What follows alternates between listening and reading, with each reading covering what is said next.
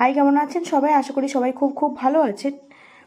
আজকে যে বিষয়টা আমি দেখাবো সেটা আমি বুঝিয়ে দেব, টোটালি বুঝিয়ে দেব। সেটা আমি আগে একটা ভিডিও করার সময়, যেখানে আমি কিনা মেডিসিন স্টক রেজিস্টার দেখাচ্ছিলাম, সেটা করার সময় কিন্তু বলে দিয়েছিলাম এবং সেটা বলেছিলাম যে এটা খুব ভাইটাল একটা জায়গা। এটা আপনাকে কিন্তু মেডিসিন স্টক রেজিস্টারে কিন্তু মেনশন করতে হবে। আর এটা নিয়ে আপনাকে আস্কও করবে, এমনকি যেখানে আপনার মেডিসিনগুলো রেখেছেন না সেখানে কিন্তু এইভাবে লেবেলিং করতে হবে। অনেকে হয়তো জেনে থাকবেন বা অনেকে জানেন না। আমি কিন্তু আজকে ব্যাপারটা পুরো ক্লিয়ার করে দিচ্ছি। আজকে আমি যেটা বলবো সেটা হচ্ছে VED analysis, ABC analysis and VED analysis. অনেক সময় ভেড ক্যাটেগরাইজেশনও বলা হয়। এই ভেড ক্যাটেগরাইজেশন বা এবিসি অ্যানালাইসিসটা কী, এটা কী ক্ষেত্রে, মেডিসিনের ক্ষেত্রে কিভাবে কাজ করে, সেটা আমি ডিটেলসে আপনাদের আজকে বলে দিচ্ছি। ভিজিটের সময় কিন্তু ডেফিনেটলি এটা কিন্তু দেখতে চাইবে যে ভেড ক্যাটেগরাইজেশন আপনি মেডিসিন স্টক রেজিস্টারে করেছেন কেন, বা আপনার কাছে আপনি যেখানে মেডিসিনগুলো রেখেছেন সেখানে আপনি ভেড অনুসারে কিন্তু আপনি সেটাকে রেখেছেন কেনা। অনেকে কিন্তু দেখবেন অ্যালফাবেটিক্যালি রেখেছেন, এবার সেটা যদি আলমারিতে আপনি স্টক আলাদা করে করেন, এবিসি করে রাখেন, সেটা আলাদা ইস্যু। বাট আপনি যেখানে মেডিসিনটা রেখেছেন ডিসপ্লে করে, যেখান থেকে আপনি মেডিসিন দিচ্ছেন, সেখানে কিন্তু ওয়েট ক্যাটেগরাইজেশন ইজ ম্যান্ডেটরি। দেখুন, আমি এখানে ডিটেলসে বলে দিচ্ছি। ইনভেন্টরি ম্যানেজমেন্ট আপনি ভালো করে দেখবেন, যখন আপনি সেটা করবেন যেখানে চেকলিস্ট আছে, সেখানে কিন্তু ইনভেন্টরি ম্যানেজমেন্ট একটা বিশাল বড় ভাইটাল জায়গা। কিন্তু এই ইনভেন্টরি ম্যানেজমেন্ট যেখানে করবেন, ইনভেন্টরি ম্যানেজমেন্টের ওখানে কিন্তু এবিসি অ্যান্ড ভেড অ্যানালাইসিসটা ভীষণ রকমভাবে কিন্তু ইম্পর্টেন্ট একটা জায়গা। এবিসি অ্যান্ড ওয়েড অ্যানালাইসিস, এটার উপরে সমস্ত কিছু ডিপেন্ড করবে। আপনি কোন মেডিসিন কতটা ইনডেন করবেন, বাফার স্টক কত হবে, এগুলো সব কিন্তু এর উপরে নির্ভর করবে। এটা যদি ভালো করে ক্লিয়ারলি বোঝা যায়, তাহলে কিন্তু আপনি নিজেই মানে ফোরকাস্টিং করতে পারবেন যে আমার কতটা কোন মেডিসিন আমাকে এক্সট্রা করে ইনডেন করতে হবে, ফোরকাস্টিং করে কতটা ইনডেন করতে হবে, বা কীভাবে করতে হবে, কোনটা আমার বেশি লাগবে, সেটা আপনি নিজে দেখলেই বুঝতে পারবেন। দেখুন, আমি স্টেপ বাই স্টেপ বুঝিয়ে দিচ্ছি, তারপর যদি কারো কনফিউশন থাকে আমাকে কমেন্ট সেকশনে জানাতে পারেন। দেখুন, এখানে ডেফিনেশন বলেছে, প্রথমে বলেছে এবিসি অ্যানালাইসিসের ডেফিনেশন। আমি একটু বাড়িয়ে দিচ্ছি, বড় করে দিচ্ছি, অনেকে বলেন বুঝতে পারেন না। এবিসি অ্যানালাইসিস কি বলছে? Is a technique used in inventory management and procurement to classify items based on their value, usage or importance। তাহলে কি হচ্ছে, এটা একটা টেকনিক যেটা ইউজ করা হয় ইনভেন্টারি ম্যানেজমেন্টের ক্ষেত্রে অ্যান্ড প্রকিউরমেন্টের ক্ষেত্রে। ইনভেন্টারি ম্যানেজমেন্ট অ্যান্ড প্রকিউরমেন্টের ক্ষেত্রে কি করতে? টু ক্লাসিফাই দ্য আইটেমসগুলোকে ক্লাসিফাই করতে বেসড অন কোন কোন ক্রাইটেরিয়ার উপর বেস করে, তার value, usage and their importance. এই ক্রাইটেরিয়ার উপর ভিত্তি করে কিন্তু মেডিসিনগুলোকে ক্লাসিফাই করা হয়, মেডিসিন বা যে কোনো আইটেমগুলোকে ক্লাসিফাই করা হয়। আর এটা হেল্প করে কিসে? এটা ইনভেন্টরি ম্যানেজমেন্ট এবং প্রকিউরমেন্টের ক্ষেত্রে হেল্প করে। এটা কিন্তু ABC analysis. The analysis is based on the Pareto principal. যেমন আমরা প্যারেটো চার্ট করেছিলাম কিসের ক্ষেত্রে? ওই ফিশবোন অ্যানালাইসিস, গ্যাপ ক্লোজারের ক্ষেত্রে ফিশবোন অ্যানালাইসিস করেছিলাম। দেন যে রিজনগুলো আমরা পেয়েছিলাম, কজগুলো পেয়েছি, তার মধ্যে কি সেটাকে প্যারেটো চার্ট করে আমরা প্রায়োরিটাইজেশন মানে কোনটা আমার বেশি রেসপন্সিবল, এই গ্যাপের ক্ষেত্রে কোন কজটা বেশি রেসপন্সিবল এবং কোনটা ইজিলি আমি সলভ করতে পারবো, সেটা করে আমরা প্যারেটো করেছিলাম। এক্ষেত্রেও কিন্তু প্যারেটো প্রিন্সিপাল মেনটেন করতে হবে। আর which suggests that a small proportion of item typically account for a large proportion of overall value। এটা কি করছে? সাজেস্ট করছে দ্যাট যে small proportion of item typically account for a large proportion of overall value. এবার দেখুন, এখানে classification দিয়েছে তিনটে ক্যাটেগরিকে। প্রথম বলেছে এ আইটেম কাকে বলবে? এ আইটেমগুলো হচ্ছে হাই ভ্যালু আইটেমসগুলো হচ্ছে এ আইটেম। কালারটা একটু চেঞ্জ করি এখানে। That account for a significant proportion of the overall inventory value।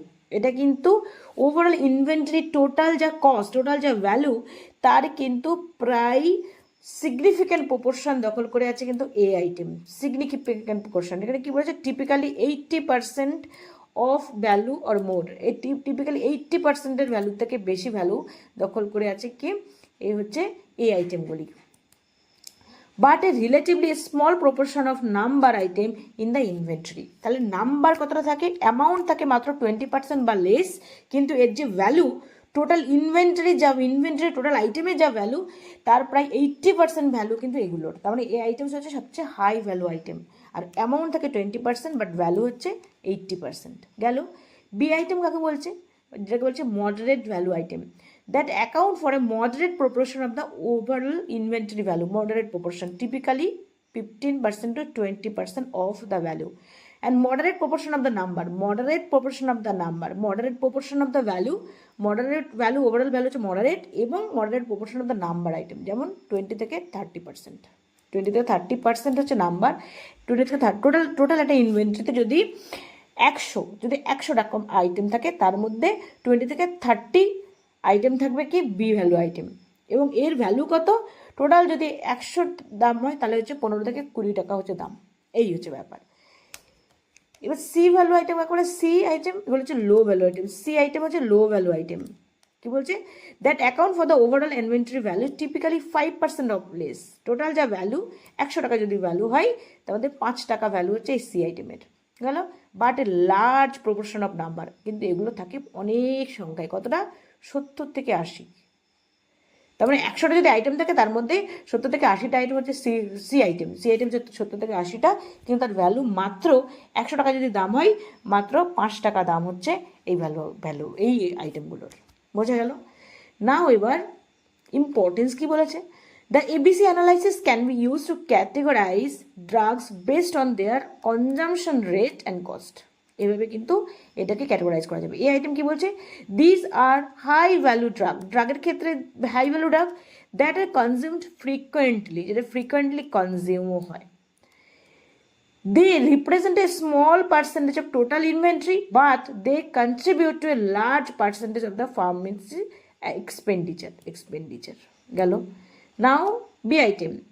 These are moderate value drugs that are consumed less frequently. খুব কম পরিমাণে এটা কনজিউম হয়, এগুলো কিন্তু বেশি পরিমাণে, এই আইটেমগুলো বেশি পরিমাণে। They represent a moderate percentage of the inventory and pharmacy expenditure এবং ইনভেন্টরির যে কস্ট তার সেক্ষেত্রেও কিন্তু একটা মডারেট পার্সেন্টেজ হলো। আর এই আইটেমগুলো কিন্তু কনজিউম করা হয় ফ্রিকোয়েন্টলি। এবার কি বলছে? C item. These are low value items বা low value drugs that are consumed infrequently, খুব কম পরিমাণে কনজিউম হয়। They represent a large proportion of the inventory, but their contribution to the pharmacy expenditure is low. তার মানে ফার্মেসির the total expenditure তার থেকে কিন্তু এটার মূল্য কিন্তু সেই হিসাবে ভ্যালুটা কিন্তু অনেক কম। By classifying drug in this way, hospital pharmacies can prioritize their inventory management effort, focusing on a item that require the most attention and control. এগুলো বেশি অ্যাটেনশন দেওয়ার প্রয়োজন এগুলোর উপর, এবং কন্ট্রোলের প্রয়োজন। and ensuring that they have sufficient stock level to meet patient demand meet করার জন্য কিন্তু এগুলো কিন্তু সাফিসিয়েন্ট স্টক থাকার প্রয়োজন বুঝে নেবে যে এই আইটেমগুলোর, এবং সেগুলো মোস্ট অ্যাটেনশন দেওয়ার প্রয়োজন। This approach can help to prevent stock out, reduce waste and expired medication, and ensure that patients receive the medicines they need in the timely manner. The timely manner সেই মেডিসিনগুলো নিতে পারে সেটাও কিন্তু ensure করা যায়। স্টক আউট যাতে না হয় সেটা দেখা যায়, স্টক আউট না হয় সেটা দেখা যায়, ওয়েস্ট যাতে মেডিসিনের এক্সপায়ার্ড মেডিসিন না হয়ে যায়, ওয়েস্ট না হয়ে যায়, সেটা কিন্তু করা যায় এই এবিসি অ্যানালাইসিসটা করে যদি করা যায়। অ্যাডভান্টেজ কি বলেছে? Provides a mechanism for identifying items that will have a significant impact on overall inventory cost. একই কথা বলেছে। It helps to segregating these items which ought to be given priority to maximize the result. তার মানে ought to be given মানে যেটা কিনা expect করা হয় যে দিতে হবে টু ম্যাক্সিমাইজ রেজাল্টটা ম্যাক্সিমাইজ করার জন্য কি করতে হবে? সেটাকে এমনভাবে সেগ্রিগেট করতে হবে। এই বিস অ্যানালাইসিস যদি করা যায় তাহলে এমনভাবে সেগ্রিগেট করা যাবে যাতে ম্যাক্সিমাম রেজাল্টটা দেয়, মানে সেই পারফেক্টলি এটাকে ইউজ করা যায়, ফলে ম্যাক্সিমাম রেজাল্ট সেটা দেবে। এবার কি বলেছে? Proper use of valuable time of store personnel যদি এটা পারফেক্টলি ম্যানেজ করে তাহলে তার ক্ষেত্রে কোনো মেডিসিন খুঁজে পেতে বা স্টক আউট হয়েছে কি না হয়েছে এগুলো সমস্ত কিছু আইডেন্টিফাই করতে, মানে ইনভেন্টরিটাকে ম্যানেজ করতে তার সুবিধা হবে। এর ফলে ওনার যে পার্সোনাল যিনি আছেন তার যে টাইমেরও কিন্তু খুব পারফেক্ট ইউটিলাইজেশন হবে। এগুলো হচ্ছে এর ইম্পর্টেন্স। নাও এবার হচ্ছে ওয়েট অ্যানালাইসিস। এই ওয়েট অ্যানালাইসিস কিন্তু যে মেডিসিন স্টক রেজিস্টার, সেক্ষেত্রে কিন্তু মেডিসিন যেগুলো আছে, যত মেডিসিন আছে সেগুলোকে কিন্তু ওয়েট অনুসারে ক্যাটেগরাইজ করতে হবে।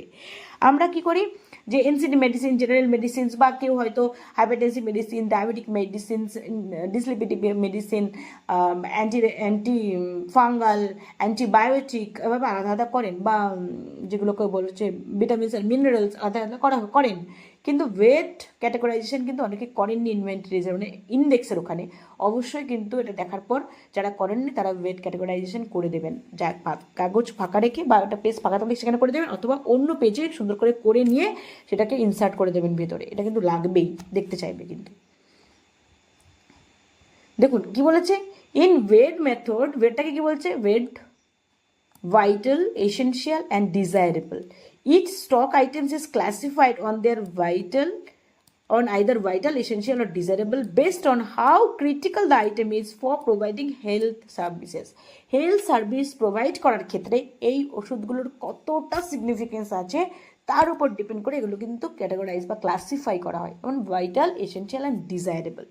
Vital and essential items are always in stock, which means a minimum disruption in the service offered to the people, যাতে কিনা পিপলদের ক্ষেত্রে আমাদের যখন ওদের সার্ভিস প্রোভাইড করছি, যাতে ওই যে ডিসরাপশনটা, মানে সার্ভিসটা হ্যাম্পার না হলে মিনিমাম ডিসরাপশন হয়, সেটা কিন্তু এটা যদি মেনটেন করা হয়, এই আইটেমসগুলো অলওয়েজ ইন স্টক, এই যে ভাইটাল এবং এসেনশিয়াল যে আইটেমগুলো, সেগুলো যদি সবসময় স্টকে থাকে, তাহলে কিন্তু সার্ভিস প্রোভাইড করার ক্ষেত্রে কিন্তু মিনিমাম ডিসরাপশন বা নো ডিসরাপশন হবে, কোনো ডিসরাপশন হবে না, স্মুথলি সার্ভিস প্রোভাইড করা যাবে। A weight method of inventory control কি বলেছে, the weight analysis in the inventory is classified as per functional importance। এটা কি as per functional importance, ওখানে কিন্তু কস্ট ছিল, কস্টের উপর ডিপেন্ড করেছিল, ইউসেজের উপর ডিপেন্ড করেছিল, এটা ফাংশনাল ইম্পর্টেন্সের উপর ডিপেন্ড করে। কিন্তু এই ওয়েটটা কিন্তু ফাংশনাল ইম্পর্টেন্স, আর ওটা ছিল কস্ট অ্যান্ড ইউসেজ। এবার হচ্ছে vital, essential and desirable. Vital, essential and desirable,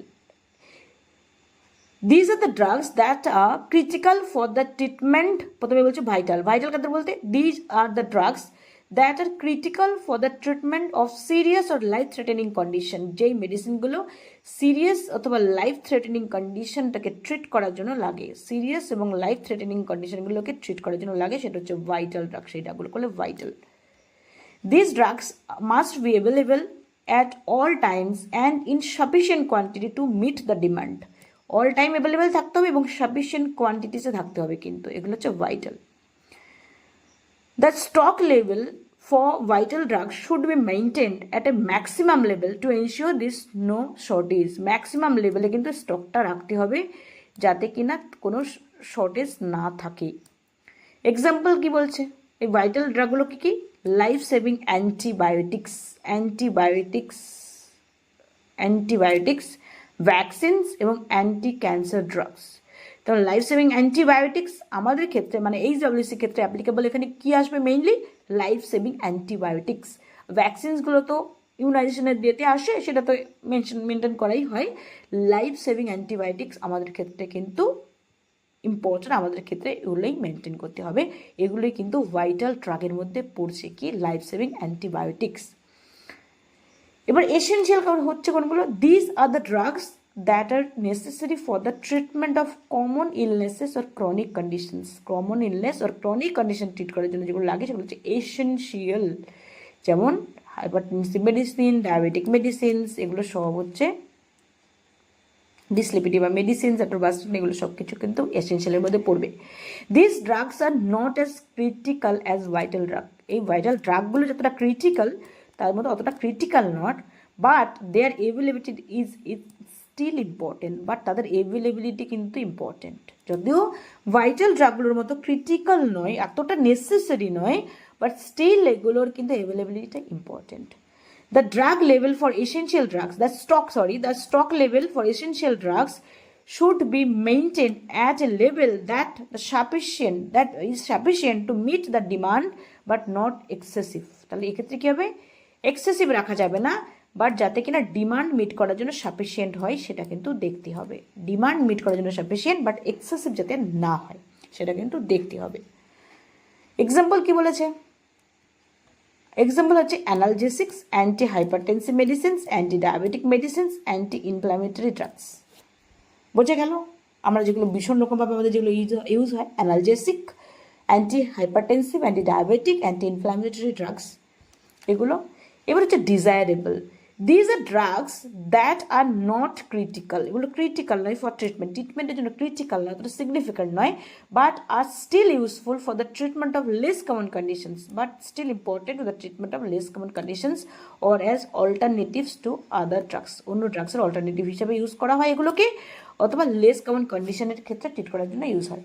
this drugs are not essential to the functioning of a health care facility, health care ফেসিলিটির ফাংশনিংটাকে স্মুথলি রান করার জন্য অতটা এসেন্সিয়াল নয়, but their availability can still be beneficial, but তাদের এভেলেবিলিটিটা প্রয়োজন আছে, বেনিফিশিয়াল, প্রয়োজনীয়, উপকারী তার এভেলেবিলিটিটা।